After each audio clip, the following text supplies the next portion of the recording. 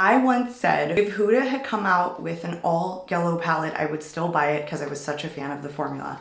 But I have to tell you guys, I am skeptical about this and the color story. I have opened this up. It's definitely a little bit disappointing, I think, in the shade range overall. We're gonna do one look with this palette today, full swatches. I did buy this and I bought the blush gloss. So let's just get into it. Here is the outer packaging. This is like a mirror, so it's like a reflective lettering here. I mean, it's nice. It's the standard Huda Beauty packaging.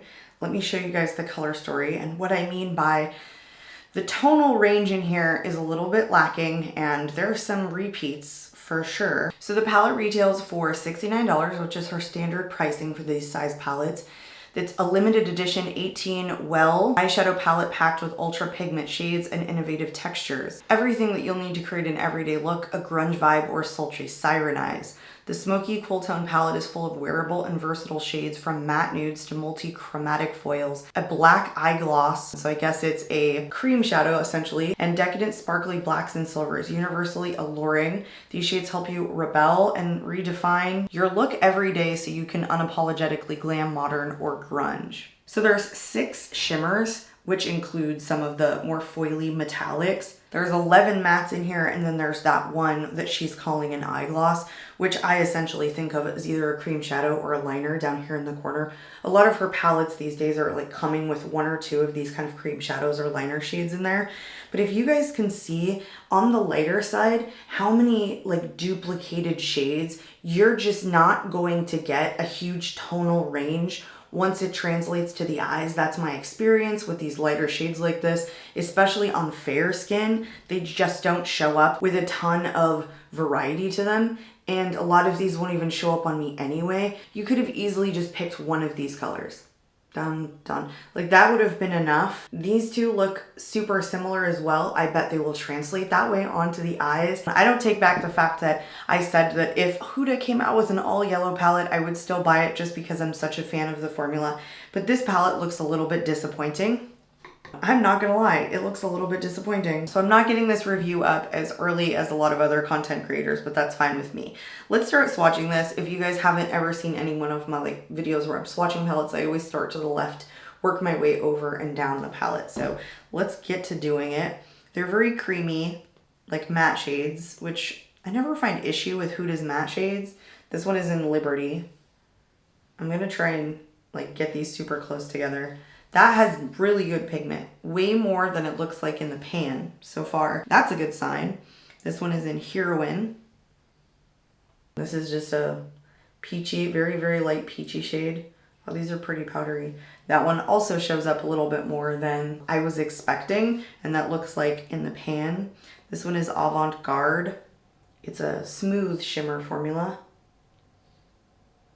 A lot of tack to that one. Nice tack. Like I could see that being a really nice shimmer formula that would stay really well on the eyes. This palette is making a mess though. This next one is a matte black in Renegade. It's super creamy. Let's go ahead. Oh, that really good pigmentation. Drug all the way out without skipping or stopping halfway. This next one is in Brave. It's like a muted mauve. Maybe not so muted. Yeah, this one's really pretty. I love that shade right there. This next one is like a light lavender, honestly. This one is called Beauty Chaos. I like this shade. Oh, I do like that shade. Those tones are really different. I don't know how different they'll look on the eye if they're paired together, but if they were separate, they'd probably be nice. All right, here's Rise Up, which is, you know, again, one of those really light beige shades that I'm hoping doesn't look very similar to the other one. Okay. Here's the two that look super similar on the pan. This one is a super light peachy, like beigey peach shade. This one has way more pigmentation once it swatches out. So promising so far. This one is also a very light shimmer. Light in that it's smooth. It's a smooth formula. That almost looks purple. Yeah, that's like pink. Oh, I do like that. The more I swatch this, like the better it's starting to look. Okay, there's hope yet. This one is Strong AF. This is one of those swirled shades. I just swirled it. It looks basically like a deep silvery purple. It's not how it looked in the pan. Again, I'm getting more out of this than I was expecting looking at it. I like when that happens. That is a promising sign. This next one is Nirvana. This is a like deeper purple or a deeper mauve shade. I don't like this one. This one just looks a little bit cloudy, a little bit dirty. Not my favorite shade. And then this one is one of the chunkier kind of foiled shades in Haphazard. This has one of those like loose pigments in it, so it kind of changes colors once you start breaking those loose pigments up. It almost has like a black base, but it's like a purpley shimmer. It's actually pretty. And it's different than this one that's silvery instead of this shifty black to purple shade. So far, I'm getting more variety than I thought I was gonna get. This is Fearless, and I'm hoping it's not too close to Brave. Getting swatch all over my finger. Here we go. I don't think I'm gonna get this all on my hand. This one is a lot closer to Nirvana than I thought it was gonna be. The tone is just very slightly different, so I don't know how different that's gonna look on the eyes. This next one is Hope. It's like a brownie shade. I'm not gonna get all of this. Oh, that swatched terribly. Onto the arm. If I don't start doing these super close. Oops, I was like off camera when I did that, sorry. That's a nice brown. There's no other browns like that so far in the palette. This one is Love Anarchy, which I thought looked very similar to some of the other pale shades in here. This swatches super different than it looks in the pan. But I guess it's not terribly dissimilar to maybe some of the shades up here. It's more nude than these ones that are kind of like, honestly, on the warmer side. Hopefully I'm all in frame while I'm talking about this one. This one is an exciting, really foiled shimmer shade in Maverick. Let me see if I can't make sure I'm on camera. That one's pretty. A lot left over. That one's like one of those super like tacky foiled shades. This one is Rebel with 2 L's. This one is basically like a pressed glitter. It's so chunky. Oh, I don't like this one. I thought I was gonna love it. It's like a wet shade. I don't love that. It's pretty. It's just like I have more on my hand than on my swatch. Here is Freedom. I wonder if I'm going to be able to get this on here. Okay, I did, sort of. And I'm not going to swatch that last shade. This one is just, I'll swatch it on the palm of my hand. This one is just that black cream shade.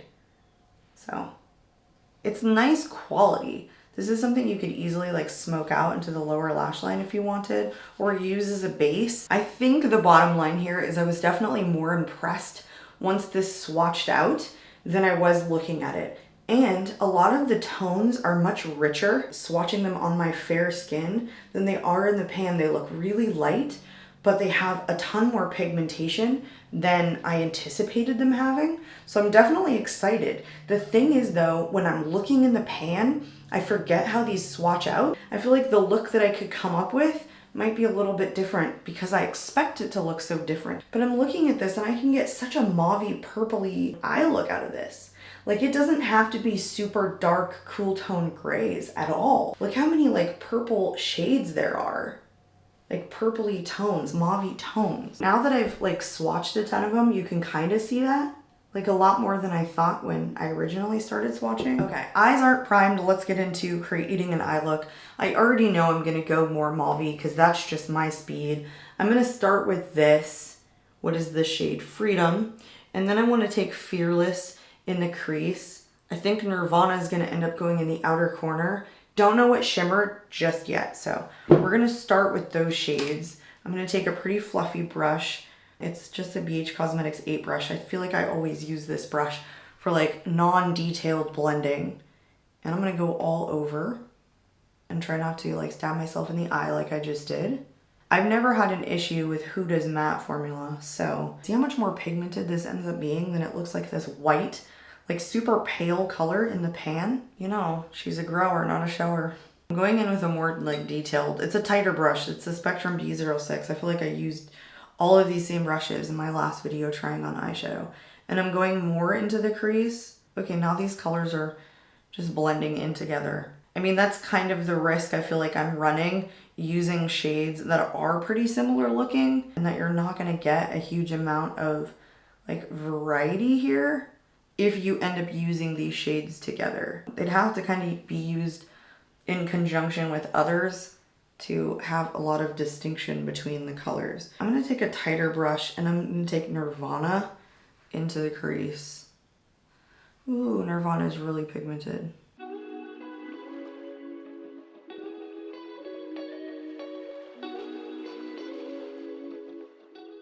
Nirvana looks like a little bit of a smoky mess on my skin tone. Now I have to use this black shade in Renegade at the top here in the outer corner because I took Nirvana in the crease instead because it needed more dimension. Taking a rougher 01 brush that I always love for the outer corner, going into Renegade on the outer corner. I think maybe just like the lower part of the outer corner here, just like this, and I'm not gonna bring it up super high. I'm just gonna work it into the V. This is not a super deep pigmented black shade. It's more on the buildable side. It's kind of like a darker gray color as it applies.